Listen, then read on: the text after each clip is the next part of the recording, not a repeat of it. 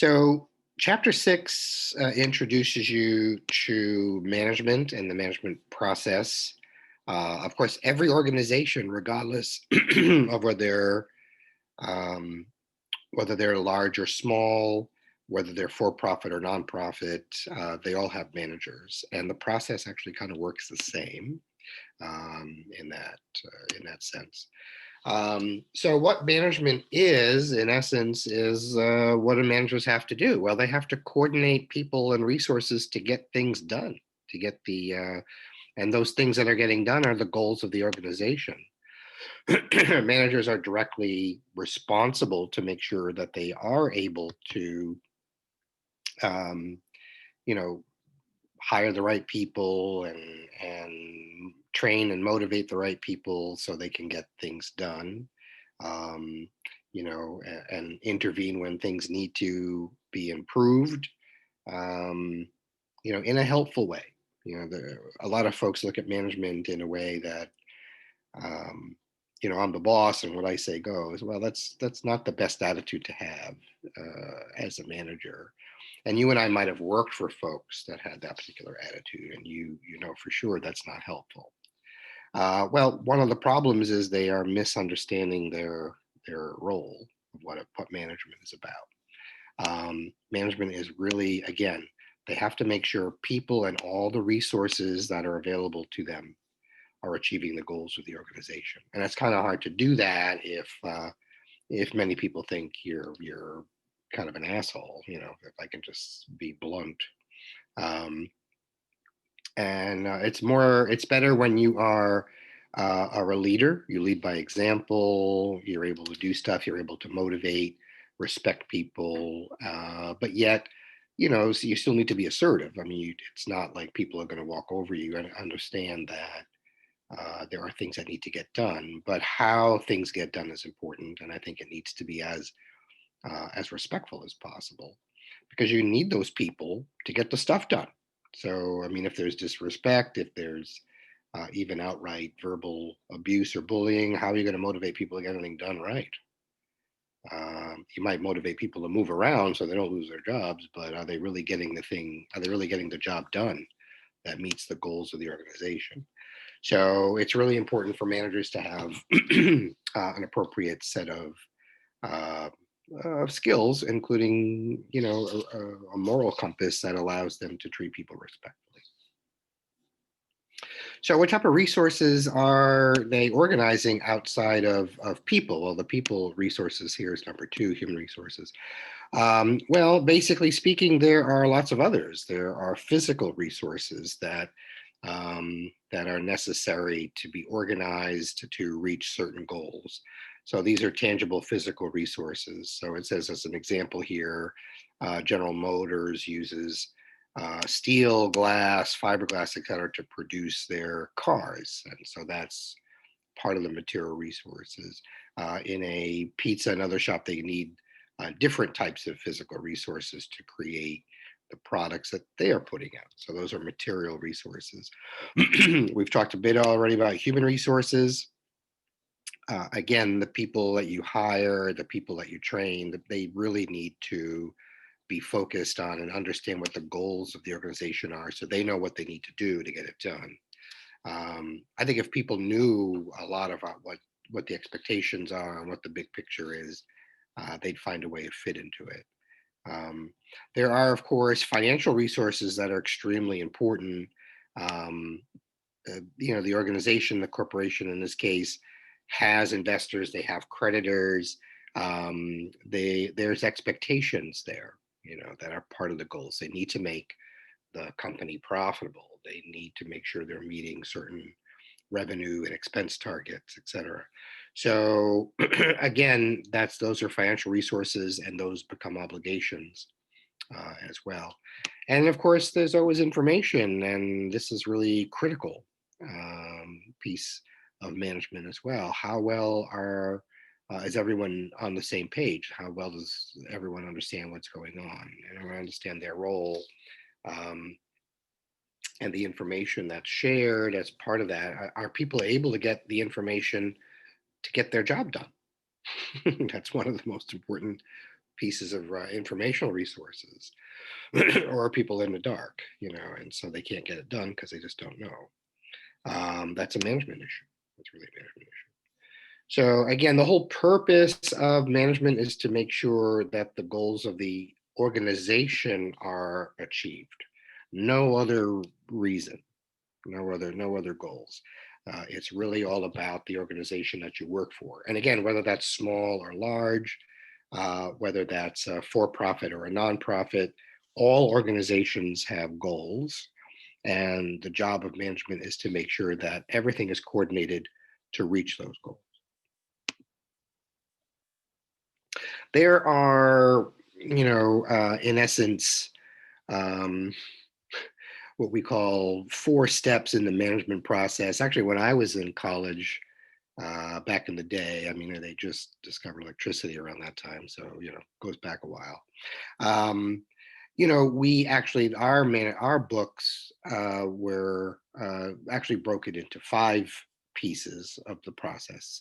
Most books today put it down into 4 pieces, but they're basically the same. Everything starts with a plan, and you got to think about this not only from a business perspective, but your own life, right? You have to have a plan. You have to have a goal. Plan is about goal setting. Where are you going? That's the plan. That's planning. Once you have a plan and goals set, then you need to start organizing the resources that you need to get that stuff done. And as you see, there's lots of different resources to consider that you have to organize to make sure your plan is working. Then, of course, you have to make sure and follow up that everyone is on the same page, and you're leading. So you're leading by example, and you're keeping everyone motivated and focused on what needs to get done for the organization. And as you're going through this entire process, you're waiting to see whether you're actually monitoring whether it's working or not. That's really the process that we call controlling. It's not in any negative connotation of the word. It's simply, this is what our plan is. This is how we're organizing our resources. This is how we're keeping focused. Is all that working? That's control. That's monitoring. We're monitoring for all that. If not, then you have to modify and review your plans to make sure all this will work. So on a personal level, let's say you started college this fall and your plan was to graduate with a business degree in 2 years. Okay, so that's your goal.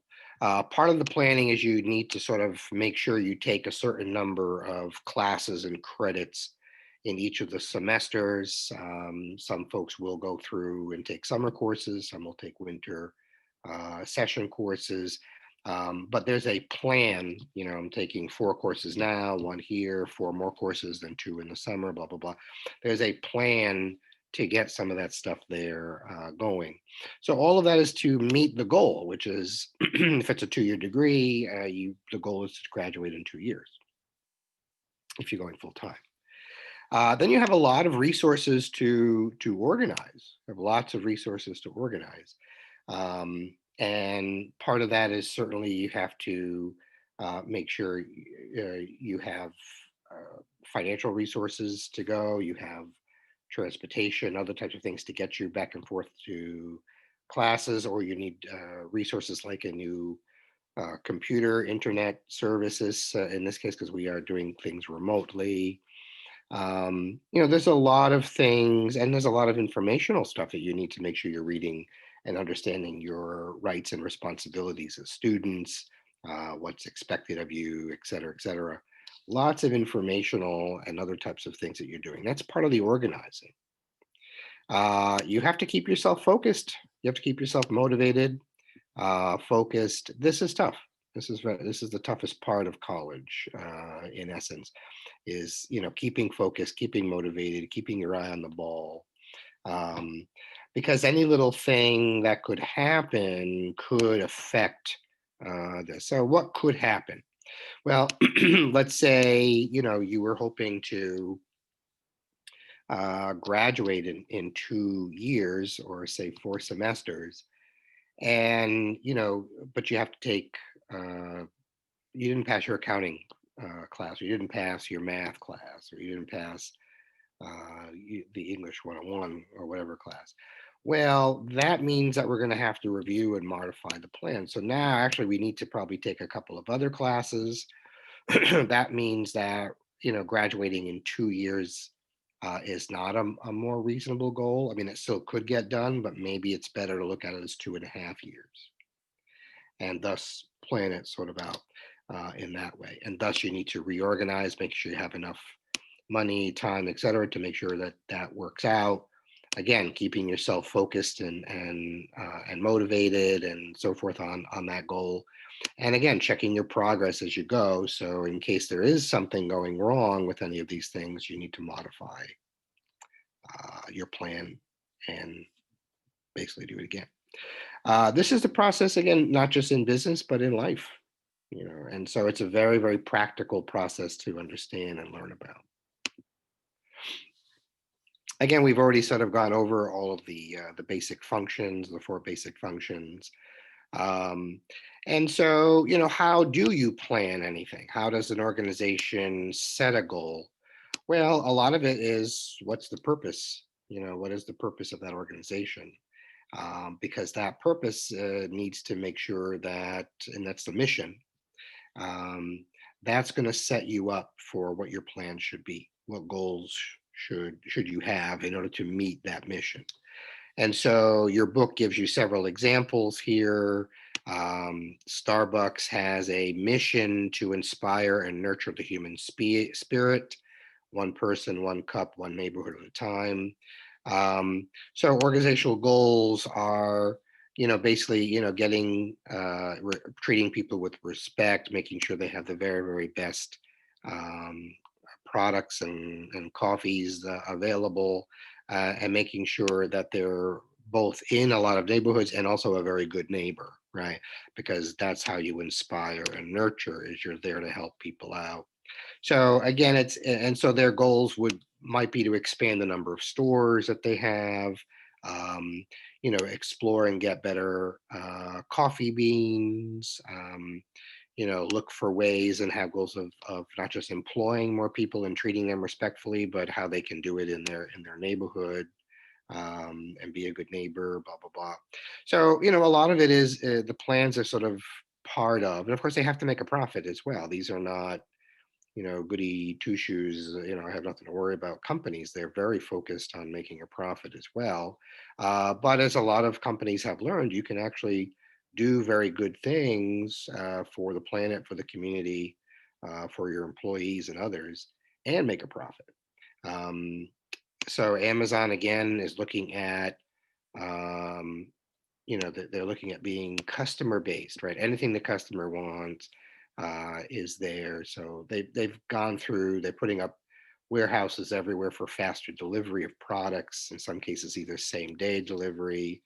Those are some of the goals that they would have to make sure that they are the most customer friendly, customer centered company on the planet. And again, they want people to discover anything they want. So the sky's the limit there too. So again, a lot of the planning goes back to, what's the purpose? What's the purpose? And again, to make this into a more, personal type of thing with the school. Again, the basic purpose might be to finish your degree, so you can get employed. You can pursue a particular field or get a degree to transfer to another school to and meet more educational goals that you might have. So again, I mean, part of it is all, it's a business application. It's a very practical application as well. We're going to be looking at the different types of plans, but there are big picture plans and small picture plans. Um, Strategic planning looks at very much the long term, and looks at how do we get to where we're going in the long term.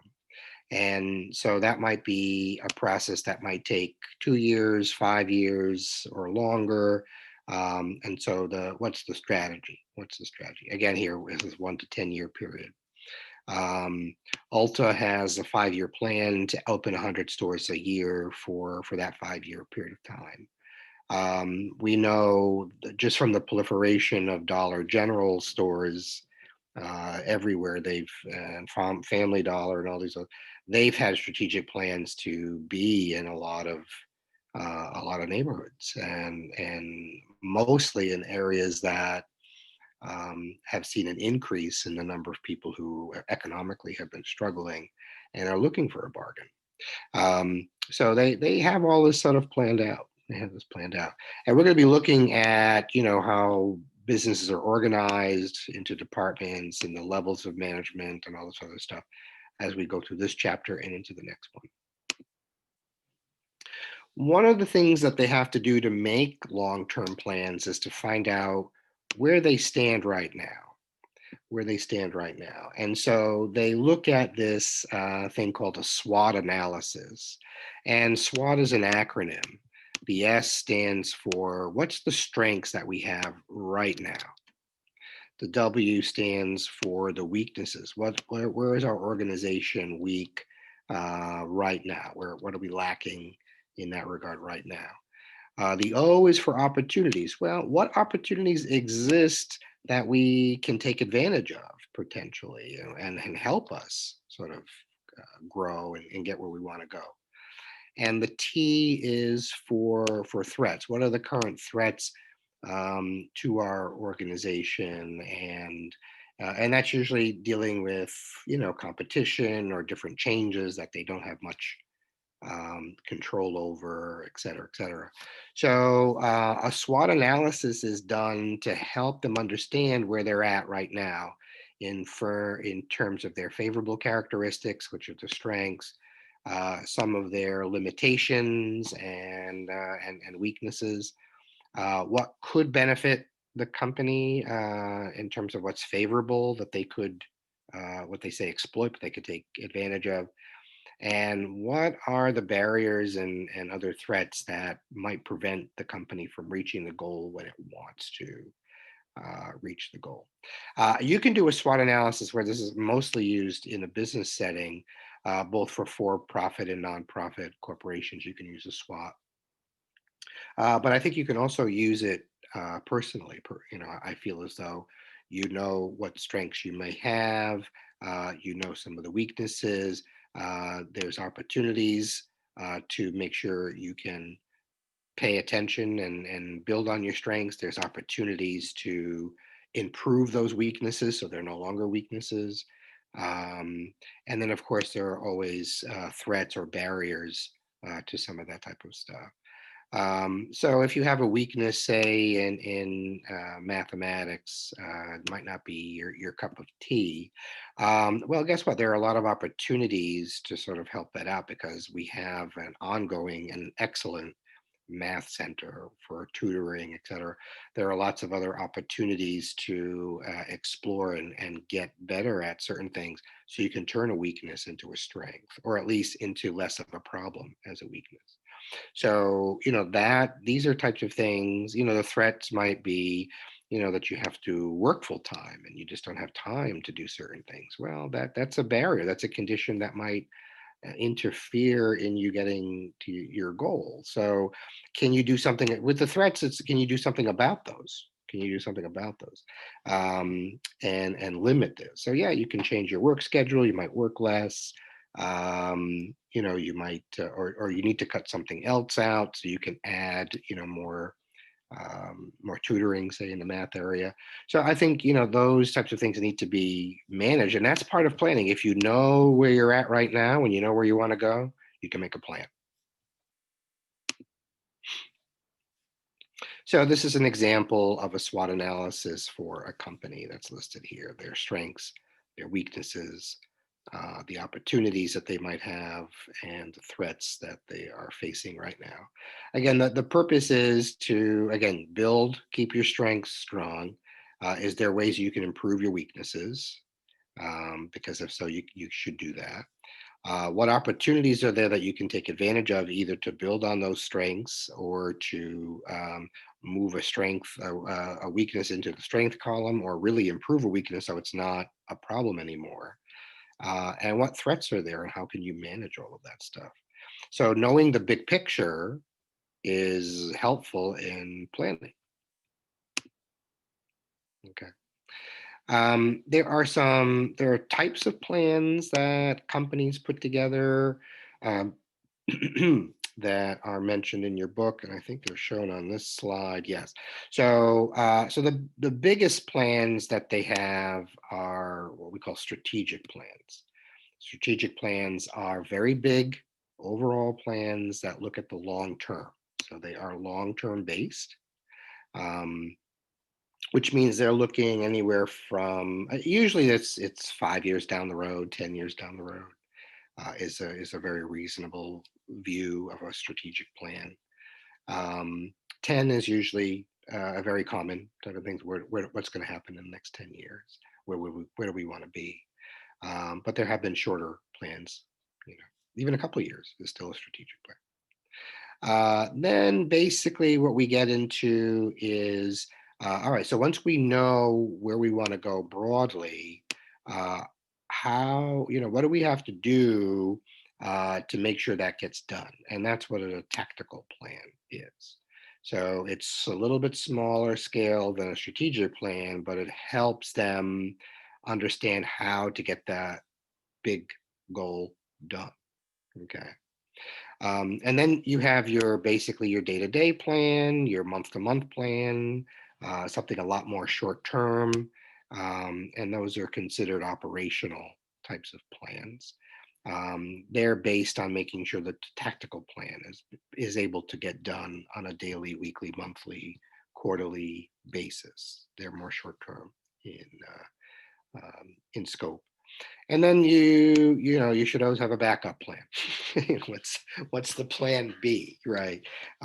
That's basically a contingency plan in case these particular plans are, particularly the strategic plan, doesn't seem to be working out. A lot of businesses didn't have any plan B or contingency plan for managing COVID, and they really kind of needed to have a plan B.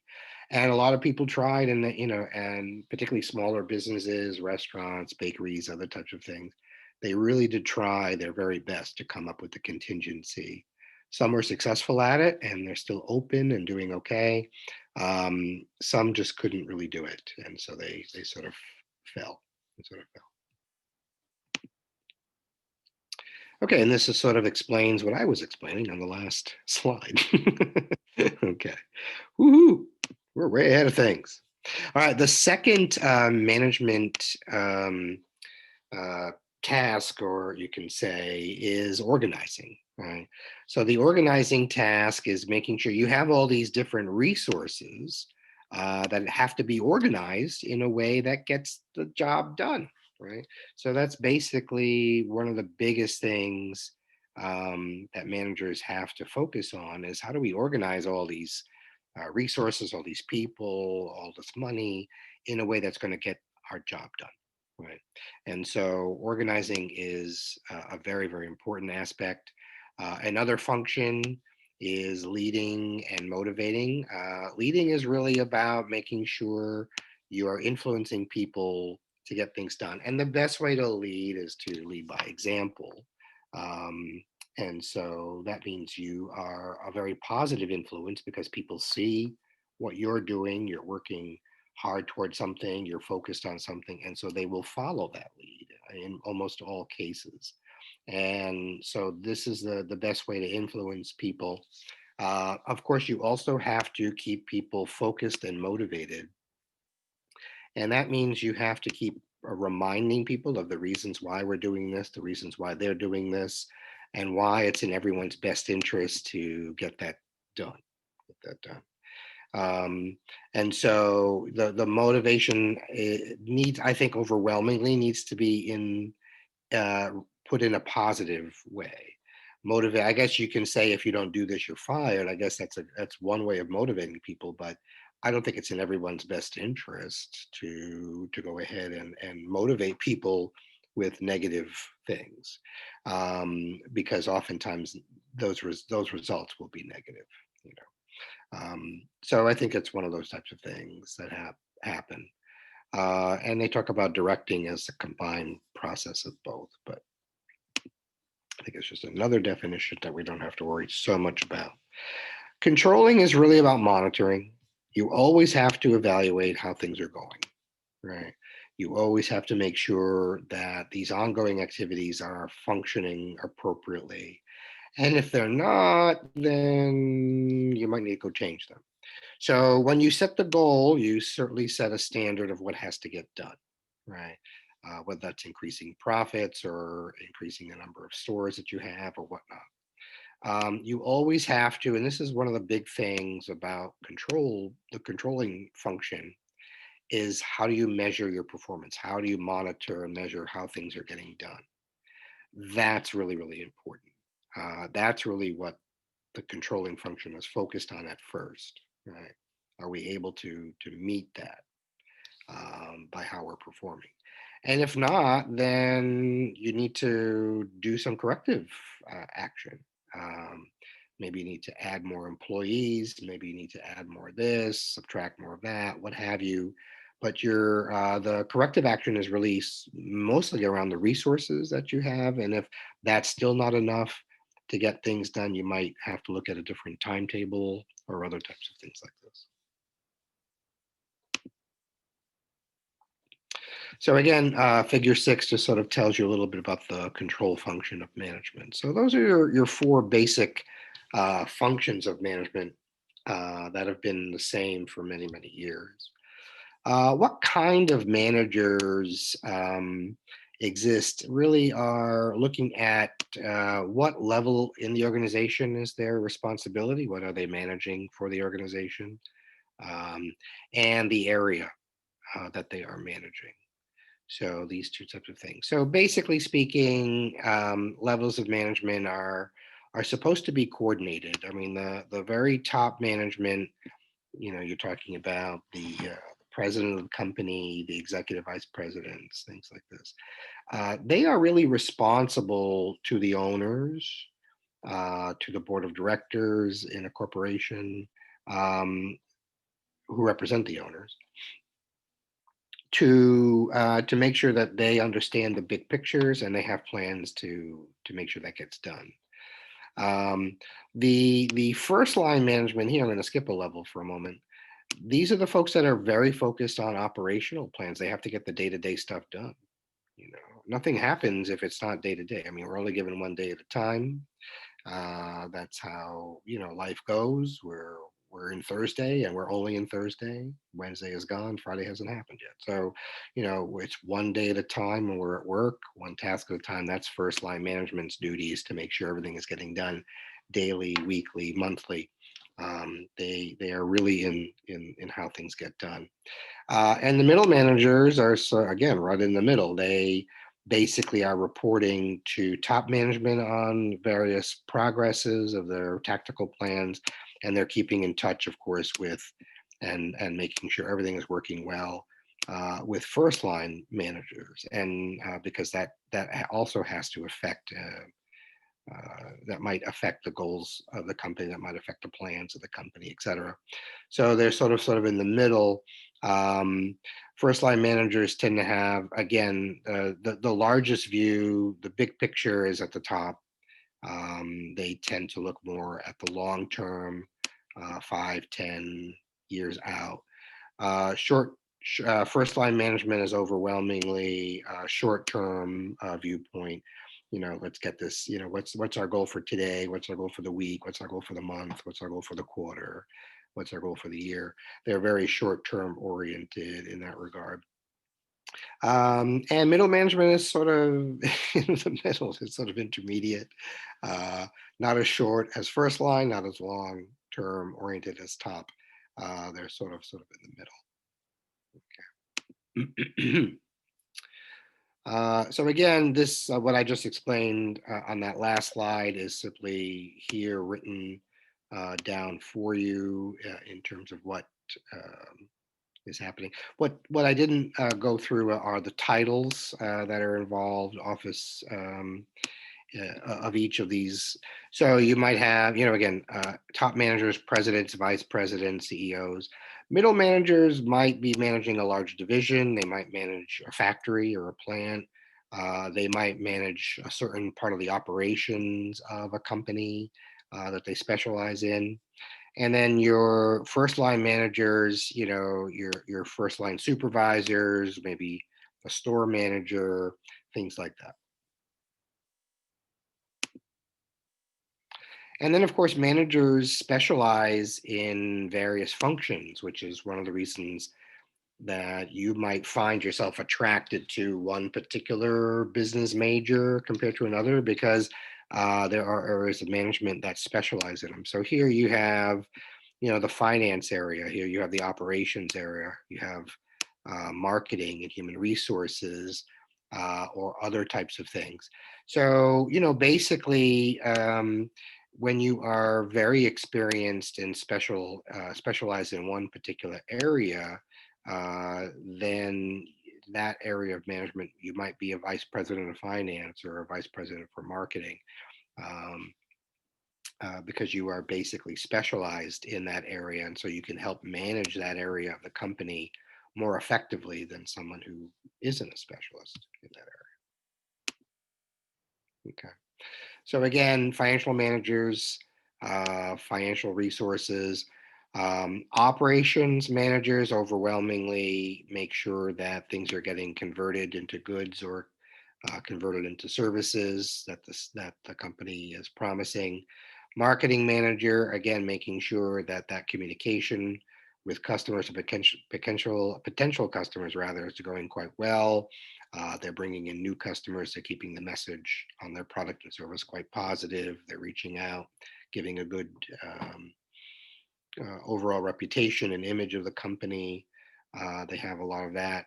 HR manager, you're dealing with all the human resources programs. And an administrative manager might help with any area that needs administrative leadership. There are a lot of skills that are involved in being a manager.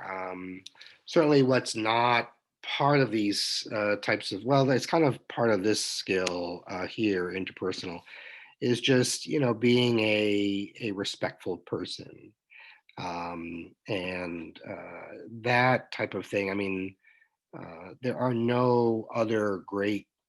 There's no great managers without the respect, that people deserve, and so you have to make sure that that's one of those qualities that you have as a person. When you become a manager, I think you're going to need that quality a lot more. Talking as a former manager myself, I think you're going to need that a lot more than most of the other types of things. But anyway, all of these are important. But I think if you manage people with respect, um, that's going to help a great deal in making you successful. But certainly, you're going to need to be a very good analytical thinker. There's going to be a lot of problems that pop up. You're going to have to work out lots of ways to get things done and problem solve. So the analytical skills are really, really critical.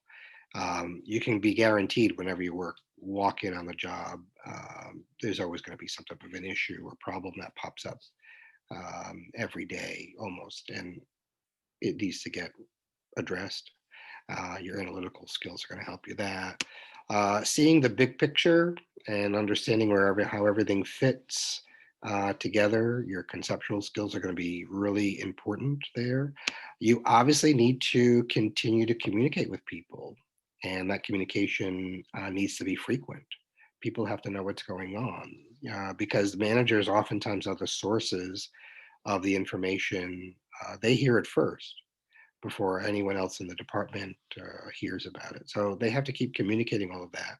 Plus, you always have to have open lines of communication with employees to understand what's going on. Managers should know how to do things. Technical skills are very, very important. It's tough being a manager when you don't know how to do anything. It's hard to lead by example if you don't know how to do anything. So certainly, if you're an engineering manager, you should have been an engineer. You need to kind of understand all of that type of stuff. Otherwise, it's just not going to make any sense to do so. And again, we'll talk a little bit more about those interpersonal skills. But I would say, um, you know, uh, if you are a respectful person to all, um, that's gonna go a long way. Okay. So again, conceptual skills, can you see the big picture and how you fit in, how your business fits in? So that's what that means. The analytical skills, again, you're going to need to identify problems, generate alternatives, and pick the best solution so things get done. So it's really about problem solving related. The ability to deal with people effectively, that's the key. That's the key. Could you relate to people? Do you understand needs and motivations? Are you genuinely compassionate and respectful? These are things that make uh, great managers, I think. Of course, the technical skills, very specific skills that need to get done. And so they should be able to fill in at any particular job, right? So if a first line manager who's a bank manager, and there might be a financial representative, we used to call tellers, that they can just go in and do the job because they have those technical skills. They understand how everything works, because they also have to train people, and it's hard to train people if you don't have the skill yourself. And of course, communication is big because it's how you speak, it's how you listen, and it's how you write. And so communication has a lot to it. Managers need really good oral and written communication skills. They have to know how to speak and speak properly and positively about things. They really have to listen. This is one of those types of things that are really important. You know, when people feel listened to and understood, they just feel a lot better about that particular relationship and that particular job. And even though, they might not get what they want, at least they were listened to. At least that was the level of respect they were given. And of course, writing is critical.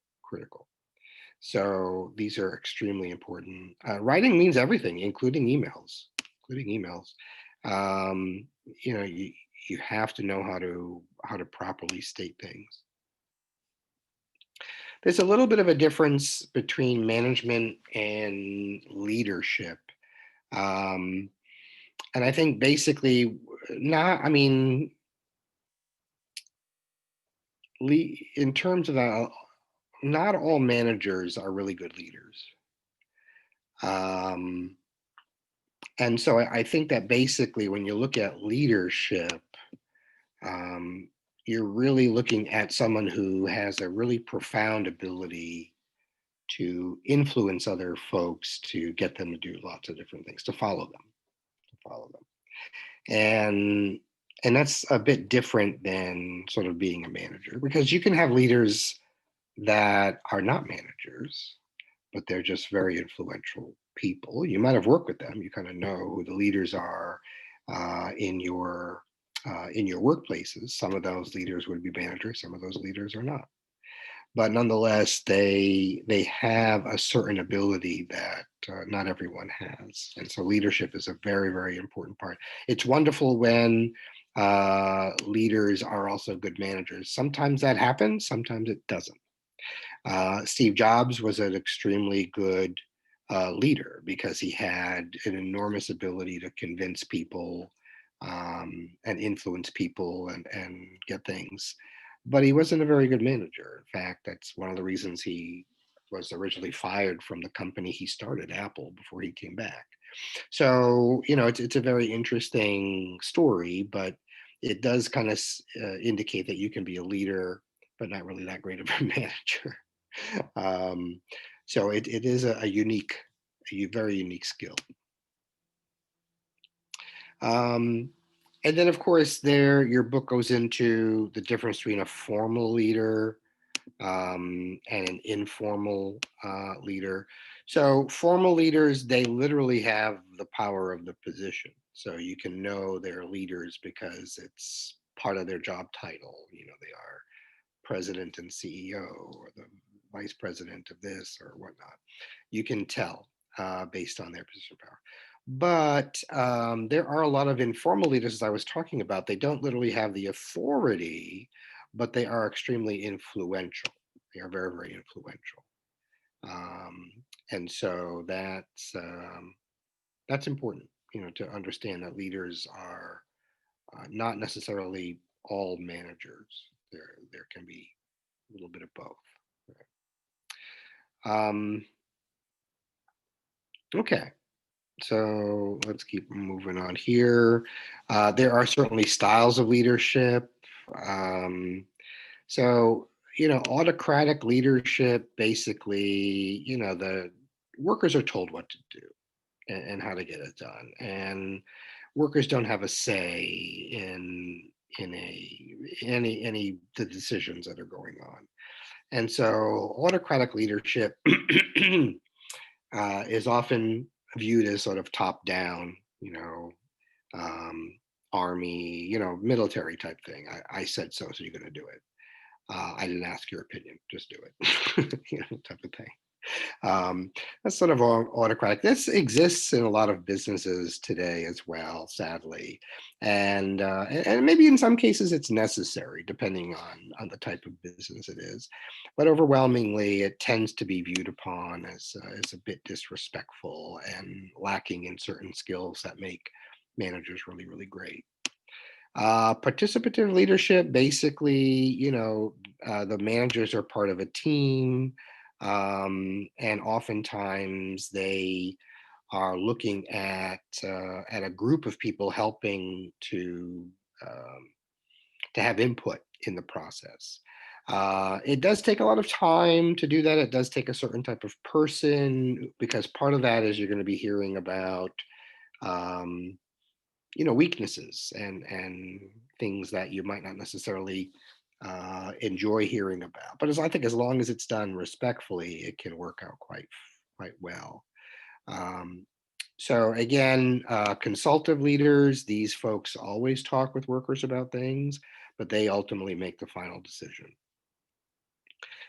Consensus leaders, they seek input from workers, make sure the workers are kind of on board, at least most of them, and then they make the decision based on that, and they tell the workers, well, based on your input, this is what we're doing, and a lot of it is what they want. So that's a consensus leader.